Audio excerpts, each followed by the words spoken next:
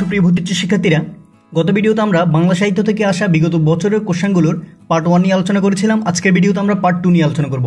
তোমরা যারা পার্ট 1 দেখোনি সেই ভিডিওগুলোর লিঙ্ক আমি এই ভিডিওর ডেসক্রিপশন বক্সে দিয়ে দিব, চাইলে তোমরা দেখে নিতে পারো। তো আমি ভিডিও শুরুতে বলতে চাই যে তোমরা সম্পূর্ণ মনোযোগ দিয়ে দেখতে থাকো, ইনশাআল্লাহ মুখস্থ হয়ে যাবে। আমাদের বিশ্ববিদ্যালয় ভর্তি পরীক্ষা যদি বাংলা সাহিত্য থেকে কোনো কোশ্চেন আসে, তাহলে আমি এখানে যা যা আলোচনা করব, অর্থাৎ যে এমসিকিউগুলো আলোচনা করবো এগুলো থেকে পাবা, অর্থাৎ এর বাইরে কিন্তু যাবে না। তো এত কথা না বলে আমাদের মূল আলোচনা শুরু করি, ঠিক আছে?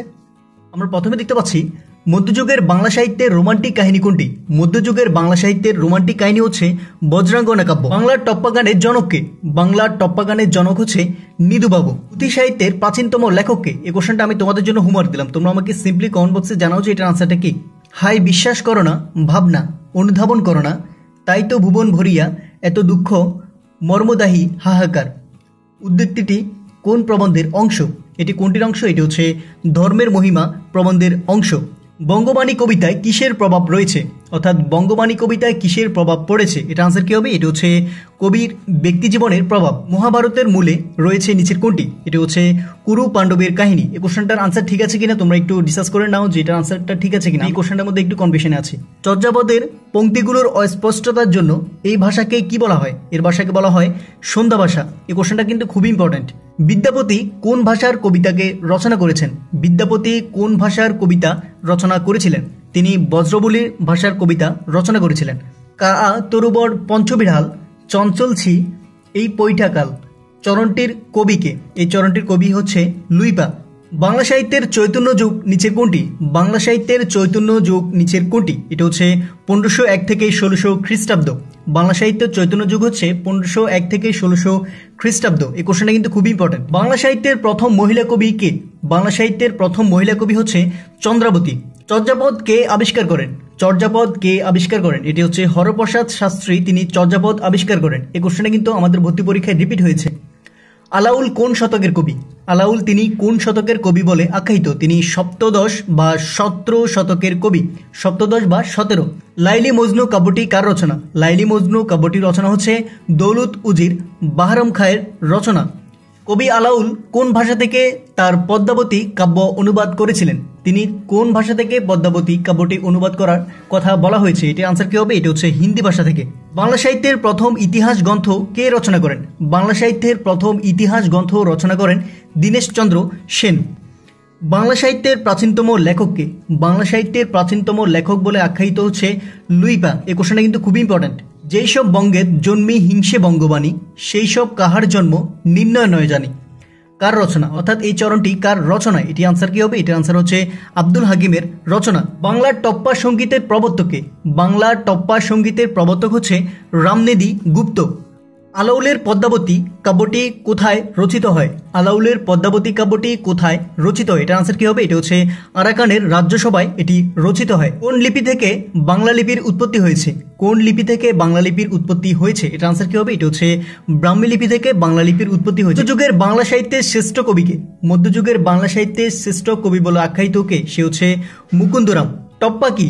টপ্পা হচ্ছে এক ধরনের গান। এই কোশ্চেনটার সিমিলার একটা কোশ্চেন আমরা একটু আগে পেয়েছিলাম, সেটি হচ্ছে টপ্পা সঙ্গীতের প্রবর্তকে? বাংলার টপ্পা সঙ্গীতের প্রবর্তক হচ্ছে রামনিধি গুপ্ত। কবি আলাউলের প্রথম রচনা নিচের কোনটি? কবি আলাউলের প্রথম রচনা হচ্ছে পদ্মাবতী। এই কোশ্চেনটা কিন্তু খুবই ইম্পর্টেন্ট। কোন প্রাচীন গ্রন্থে বঙ্গ কথাটির উল্লেখ আছে? এটি কোথায় উল্লেখ আছে? এটা হচ্ছে ঋগ্বেদ গ্রন্থে বঙ্গ কথাটির কথা উল্লেখ আছে। গোবিন্দ দাসের ছদ্মনাম নিচের কোনটি? এটা আনসার কি হবে? এটা হচ্ছে তিনি স্বভাব কবি। মধ্যযুগের সর্বশেষ কবি কে ছিলেন? মধ্যযুগের সর্বশেষ কবি ছিলেন ভারতচন্দ্র রায়গুণাকর। শ্রীকৃষ্ণ কীর্তন গ্রন্থের রচয়িতাকে? শ্রীকৃষ্ণ কীর্তন গ্রন্থের রচয়িতা হচ্ছে বড়ু চণ্ডীদাস। শাহনামা মহাকাব্যটি কার রচনা? এটা আনসার কি হবে? এটি হচ্ছে ফেরদৌসি, অর্থাৎ ফেরদৌসি হচ্ছে শাহনামা মহাকাব্যের রচয়িতা। কোন রাজ কর্মকর্তা মহাভারত কাব্যগ্রন্থের অনুবাদক পৃষ্ঠপোষক ছিলেন? এটা আনসার কি হবে? তিনি হচ্ছে পরালোক খান। বাংলা সাহিত্যের সময়কালকে প্রধানত কয়টি ভাগে ভাগ করা হয়েছে? বাংলা সাহিত্যের সময়কালকে প্রধানত 3 ভাগে ভাগ করা হয়েছে। সবার উপরে মানুষত্ব তাহার উপরে নাই, বাক্যটি কার রচনা? সবার উপরে মানুষত্ব তাহার উপরে নাই, বাক্যটি হচ্ছে চণ্ডীদাসের রচনা। এই কোশ্চেনটা কিন্তু খুব ইম্পর্টেন্ট। গীত গোবিন্দ কে লিখেছেন? গীত গোবিন্দ লিখেছেন জয়দেব। মহুয়া পালাটির রচয়িতাকে? মহুয়া পালাটির রচয়িতা হচ্ছে দ্বিজকানাই। বাঙালির ইতিহাস বইটির লেখককে? বাঙালির ইতিহাস বইটির লেখক হচ্ছে নিহারঞ্জন রায়। বাংলা সাহিত্যে অন্ধকার যুগ বলা হয় কত থেকে কত সালকে? বাংলা সাহিত্যের অন্ধকার যুগ হচ্ছে 1200 থেকে 1350 সাল। 1200 থেকে 1350 সাল হচ্ছে বাংলা সাহিত্যের অন্ধকার যুগ। এই কোশ্চেনটার একটা তথ্য তোমাদের মনে রাখা খুবই জরুরি, সেটি হচ্ছে 1200 থেকে 1350 কিন্তু আমাদের অপশনের মধ্যে আছে। তোমাদের অপশনের মধ্যে 1201 থেকে 1350 থাকে তাহলে কিন্তু সেটাই কিন্তু আমাদের আনসার হবে। যদি 1201 থাকে এখানে তাহলে কিন্তু আমাদের 1200টা থাকবে না।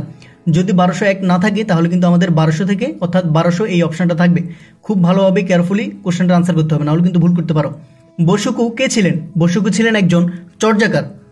শাহ মোহাম্মদ সগীর রচনা করেন নিচের কোনটি? শাহ মোহাম্মদ সগীর তিনি রচনা করেন ইউসুফ জুলেখা।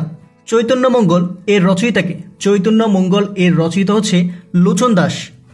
1800 সালের পূর্বে বাংলা সাহিত্যের প্রধান গৌরবময় সাহিত্য নিচের কোনটি? 1800 সালের পূর্বে বাংলা সাহিত্যের গৌরবময় সাহিত্য কোনটি ছিল? সেটি হচ্ছে বৈষ্ণব সাহিত্য। মধ্যযুগে বাংলা সাহিত্যের প্রধান মুসলিম কবি কে ছিলেন? মধ্যযুগের বাংলা সাহিত্যের প্রধান মুসলিম কবি ছিলেন শাহ মোহাম্মদ সগীর। নিচের কোনটি আলাউলের কাব্য? অর্থাৎ নিচের কোনটি আলাউলের কাব্য বলে বিবেচিত? এই কোশ্চেনটা কিন্তু আমরা একটু আগে রিপিট পেয়েছিলাম। এটা হচ্ছে পদ্মাবতী। আমার সন্তান যেন থাকে দুধে ভাতে, এই প্রার্থনা করেছেন কে? আমার সন্তান যেন থাকে দুধে ভাতে এই প্রার্থনা করেছিলেন ঈশ্বরী পাটনি। এই কোশ্চেনটা তোমরা কিন্তু বিশ্ববিদ্যালয়ে ভুল করতে পারো। এখানে যদি আমাদের অপশনের মধ্যে ভারতচন্দ্র রায়গুণাকর আর ঈশ্বরী পাটনি থাকে তাহলে কিন্তু আমরা এটার মধ্যে ভেজা লাগাতে পারি।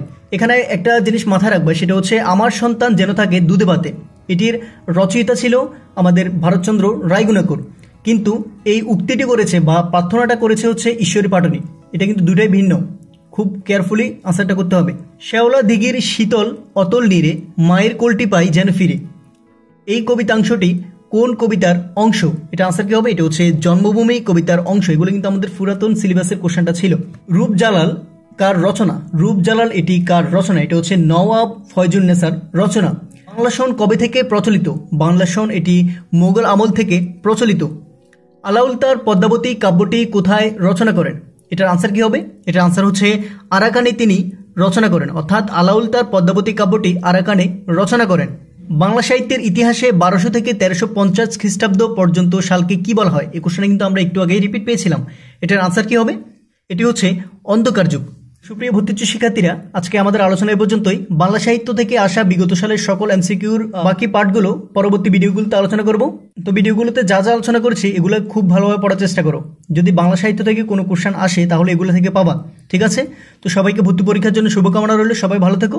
আসসালামু আলাইকুম।